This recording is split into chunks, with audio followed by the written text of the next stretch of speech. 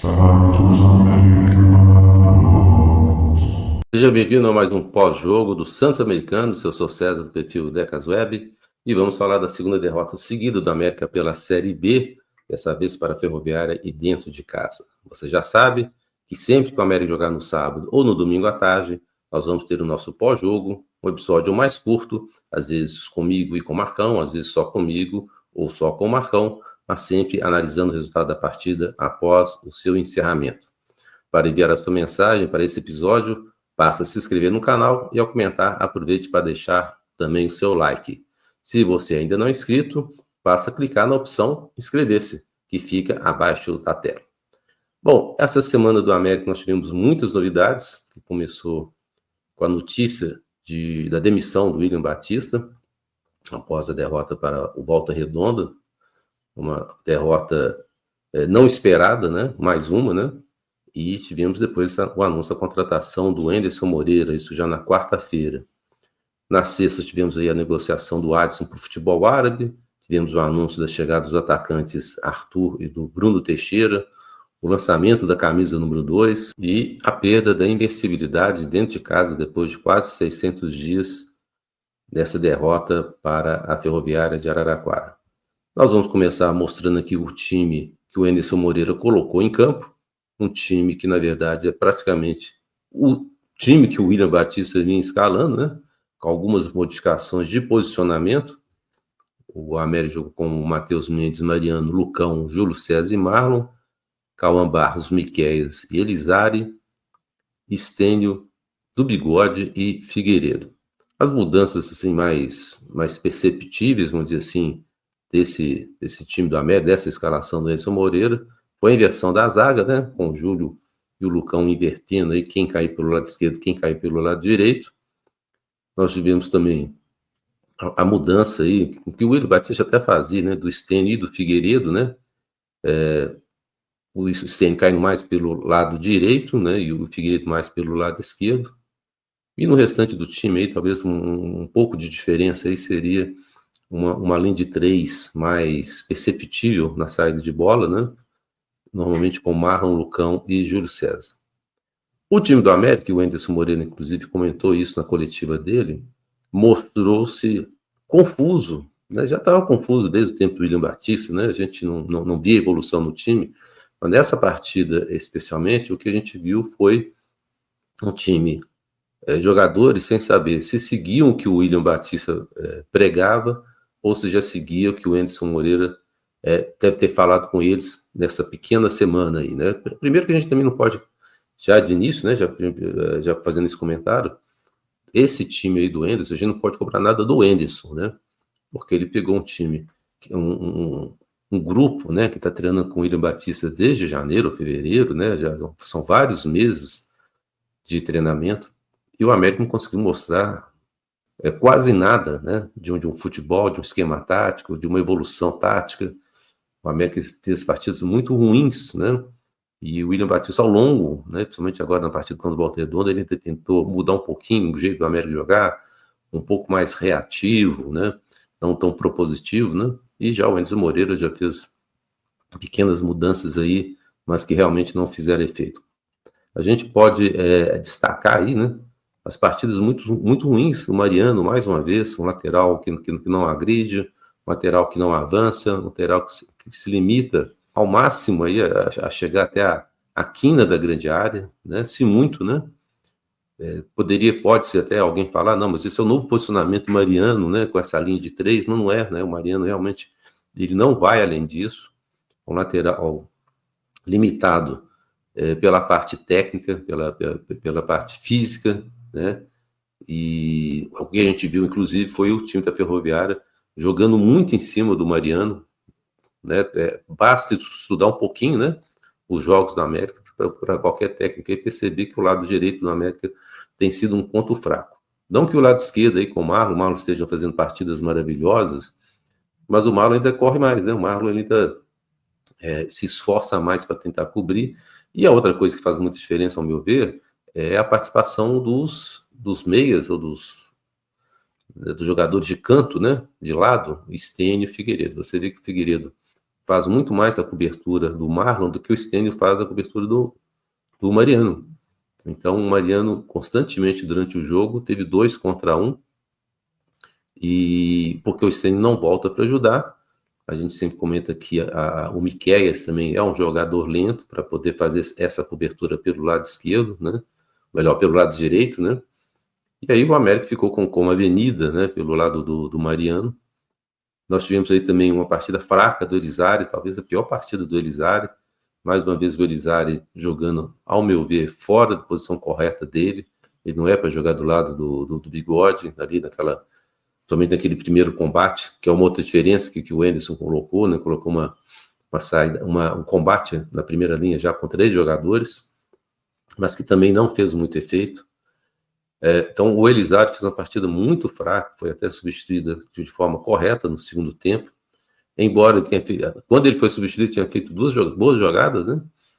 Mas o Elizari, ele não tem feito bons jogos, mas ao meu ver, continuo insistindo, eu sempre comento aqui, né, que acho que devido muito ao fato de ele estar jogando fora da posição ideal. Vamos ver se com o Anderson Moreira aí ele consegue identificar um melhor posicionamento para o Elizari. Da parte defensiva, né, além da partida fraca aí do Mariano, a gente tem que destacar, primeiro, com a América, mais uma vez, 2 gols, né, uma das piores defesas da Série B, a lentidão da nossa zaga, né? Mais uma vez nós tivemos uma jogada em contra-ataque no segundo gol da Ferroviária, que o atacante da Ferroviária, Carlão, se não me engano, né, veio disputando a bola lado a lado com o Lucão e ele não conseguiu cortar, né? Então, cito aqui constantemente, né, que todas as vezes que o América tem uma jogada 1 contra 1, né, um atacante contra um zagueiro nosso, quase sempre o nosso zagueiro, né, perde essa bola, porque os nossos zagueiros são pesados. Inclusive é uma característica do futebol brasileiro, né? Durante os últimos anos aí, temos aí uma geração de zagueiros altos, grandes e tal, mas são zagueiros lentos, né? E aí, quando você pega um atacante um pouco mais com qualidade técnica e veloz, esses zagueiros sofrem, né? E olha que o Carlão da Ferroviária não é um atacante tão esbelto, né? Um jogador tão leve assim, é um cara até forte também. Destaque negativo, mais uma vez também, o William do Bigode, não fez nada. É impressionante como é que um jogador que tem o currículo que ele tem, os títulos que ele tem, ele está acrescentando tão pouco ao América, né? O Anderson, mais uma vez, aí, vai ter que achar um posicionamento aí para o William do Bigode, ou tira o time, coloca ele numa segunda linha aí, mas a verdade é que o Bigode, nessa função dele, não está rendendo nada para a América. Tivemos aí uma boa partida do Stênio, do Figueiredo, né? O Stênio, inclusive, fez o gol como assistência do Figueiredo.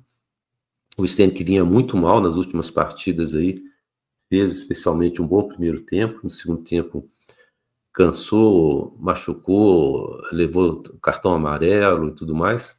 Mas enquanto esteve em campo, o Stênio fez um bom jogo. E o Figueiredo também, né? O Figueiredo, se a gente for pensar que o Figueiredo é um jogador de beirada, né, como o pessoal gosta de dizer, né, Figueiredo foi um jogador muito mais perigoso para o gol da Ferroviária do que o do Bigode, né? Não me lembro de um lance do Bigode, algum chute, uma conclusão dele, alguma jogada realmente perigosa dele, e ele continuou querendo assim, só ajeitar a bola para o companheiro, e esse eu acho que foi o grande problema do América, né? O América fez um gol no primeiro tempo, num momento em que o time rodava demais a bola, tinha uma lentidão muito grande, né? Uma demora muito grande de sair da bola da defesa para frente, era a bola ali do Lucão para o Júlio César, aí para o Mariano para o Calma Barros voltava para o Lucão. Quer dizer, você pode até dizer que o time do Ferroviário estava toda fechadinho, né? Mas é muito pouca inspiração, né? É muita pouca imaginação, né, para sair com essa bola, porque se o time da Ferroviária estava marcando muitas vezes já dentro do campo do América, era para fazer o que o Lucão, por exemplo, fez em 1 ou 2 oportunidades, que era tentar a bola longa, né? Mas até na bola longa, né, procurando especialmente o Stênio, né, o América teve dificuldade, né? E perdeu, né, oportunidades também. O gol do América saiu quase que sem querer, vamos dizer assim, né? No momento que a Ferroviária fazia um jogo muito igual com a América, né? Uma partida que, na verdade, ela foi... no primeiro tempo, por exemplo, a gente vai ver estatísticas, né?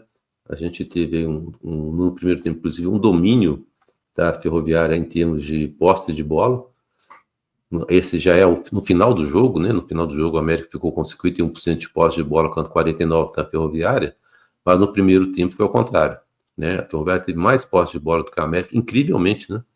Mas enquanto o América rodava a bola sem ter muita efetividade, a Ferroviária, quando tinha a bola, ela procurava o gol. Em defesa de goleiro, nós vimos aí, o Matheus Mendes fez 4 defesas contra 3 do goleiro da Ferroviária. Total de chutes, o América deu 15 contra 15 da Ferroviária. 4 chutes no gol do América, sendo que o time paulista aí deu 6 chutes, né? Escanteios 9 a favor do América, 3 do time de Araraquara. E temos aí os outros números, né? O América com 92 jogadas de ataque contra 63 do time paulista. 15 faltas que o América fez, 9 fez a Ferroviária. E tivemos um cartão vermelho para a Ferroviária já no finalzinho do jogo e nenhum para o América. Pelos números aqui da estatística, né, pelos números que nós estamos apresentando, isso aí, que é da 365 Scores, vocês percebem que foi um jogo muito igual. E a Ferroviária tinha mais de mês que não vencia nenhuma partida. E é incrível como é que o América, jogando dentro de casa, não conseguiu se impor a um time que se você pegar os nomes, né, começar pelo técnico, pelos jogadores, né, é um time de jogadores desconhecidos. Né? Não estou aqui desmerecendo o time da Ferroviária de forma alguma. Mas o que se espera, né, quando você joga contra um time de interior, mesmo que seja do interior de São Paulo, né, mesmo que seja um time acostumado a enfrentar aí Corinthians, São Paulo, Palmeiras, Santos, etc. Mas é um time do interior, é um time que subiu da Série C para B esse ano, né? Então o América jogando em casa, o América precisando vencer, né? O que se esperava era um time do América mais ofensivo, mais agressivo, e principalmente com a mudança de treinador aí, que a gente visse uma mudança de postura do time do América. E isso a gente não viu, né? Um time sonolento, um time burocrático, um time que, apesar desses números aí para 9 escanteios, né? Esses escanteios, a maioria deles foram jogados seguidas já no finalzinho do jogo, né? Quando o jogo já estava 2-1 para o time de Araraquara, né? Então, uma partida decepcionante do América, de uma forma geral. As substituições que foram feitas no segundo tempo não surtiram efeito.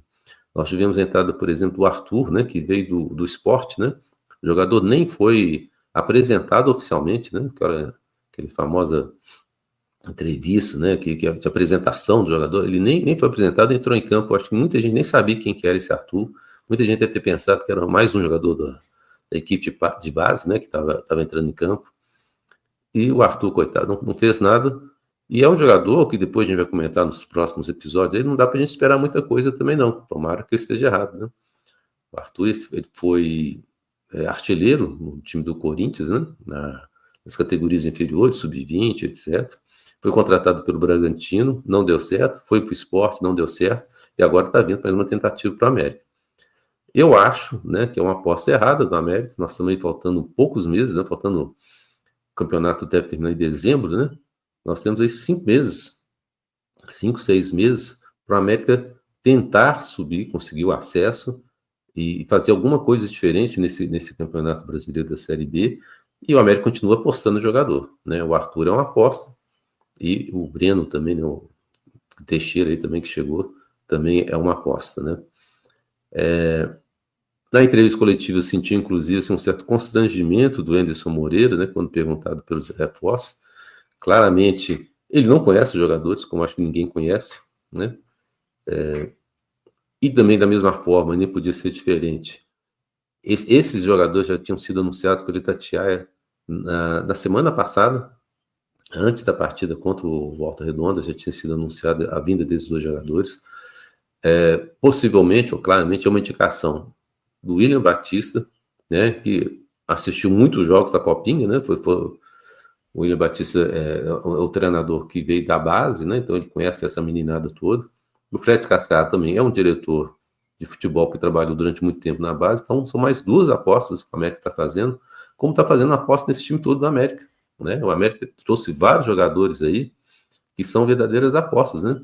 Se você pegar esses jogadores, né, que o América tem utilizado aí, ó, o Júlio César, né, não deixa de ser uma aposta, mas é nosso, né? Mas o Cauã Barros, o Miqueias, o Stênio, o Figueiredo, são todos jogadores que estão praticamente começando no futebol, né? Poucos anos, né, no futebol profissional, não tem números para apresentar, né?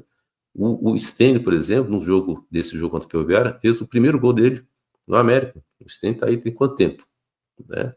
Então, o América está apostando muito em jogadores jovens, né? E o próprio Anderson Moreira, na coletiva dele, ele comentou isso, né? Que o América, ele não quis criticar, né? Não, o América tem uma mescla interessante de jogadores jovens com jogadores mais cascudos, né? Mais jogadores pontuais, né? E a gente pode citar o caso do Bigode, pode citar o caso do Mariano, o próprio Lucão, né? Mas o time da América é um time muito jovem e que muitas vezes não sabe o que vai fazer, o que não faz, né? O que vai fazer, o que precisa fazer, na verdade, né? Dentro de campo. Mais uma vez nós vivemos aí uma repetição de gols perdidos quando a América venceu por 1-0. É impressionante como é que o time não consegue ser objetivo, né?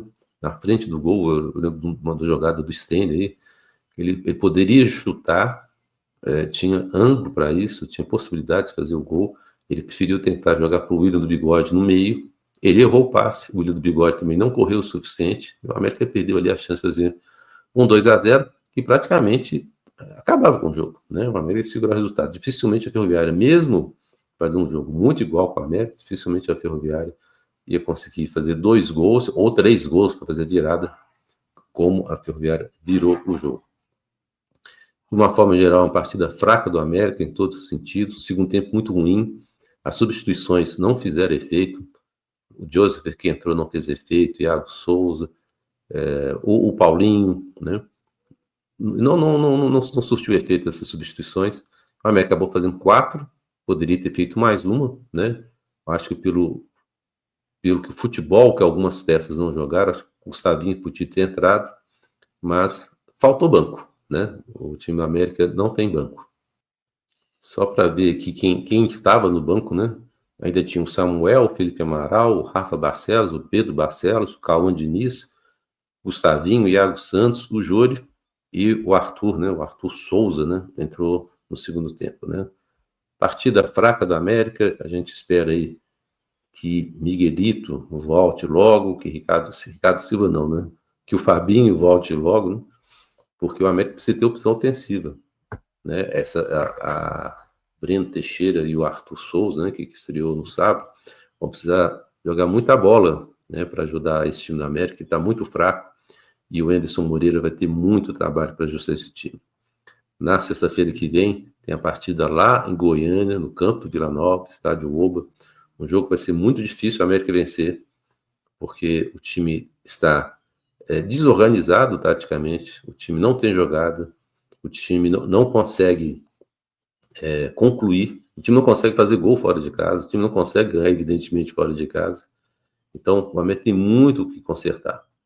A esperança, né, é que, como essa semana o Enes foi apresentado, se não me engano, na quarta-feira, ele teve muito pouco tempo de treinamento, que ele com essa semana cheia aí, a gente chama semana cheia, mas ele vai ter segunda, terça e quarta, e talvez uma parte da quinta-feira de manhã, né, porque tem que viajar para o jogo de sexta-feira.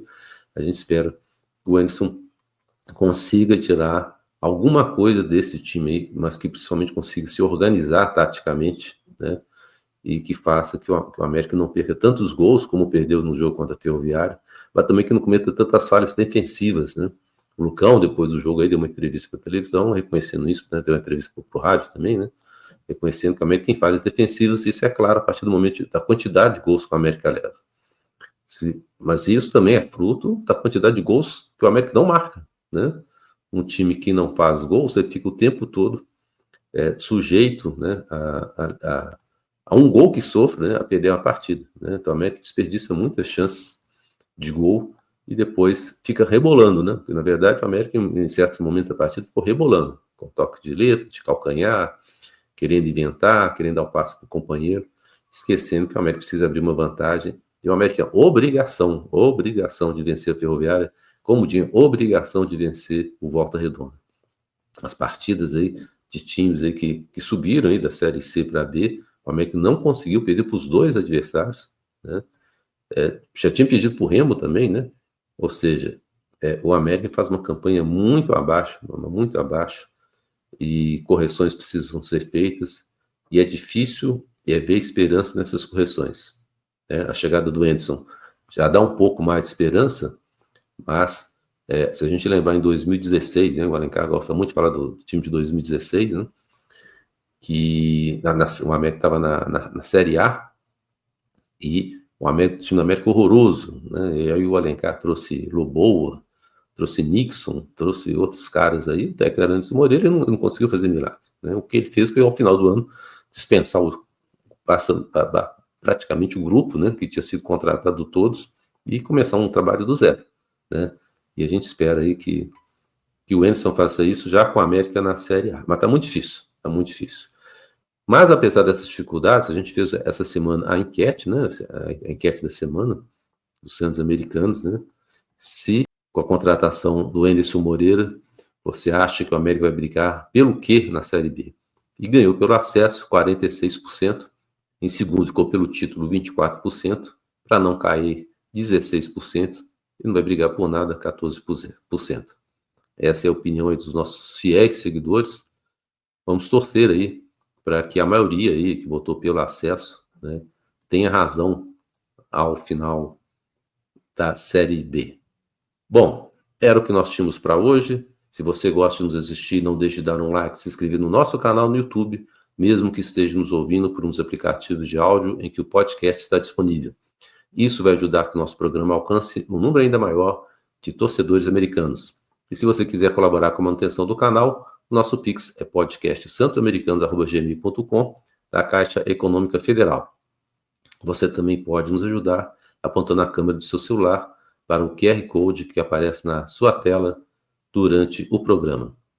Bom, por hoje é só. Muito obrigado a todos que nos acompanharam até aqui. Na semana que vem estamos de volta com Santos Americanos ao vivo, no sábado pela manhã, repercutindo o jogo do América contra o Vila Nova, lá em Goiânia.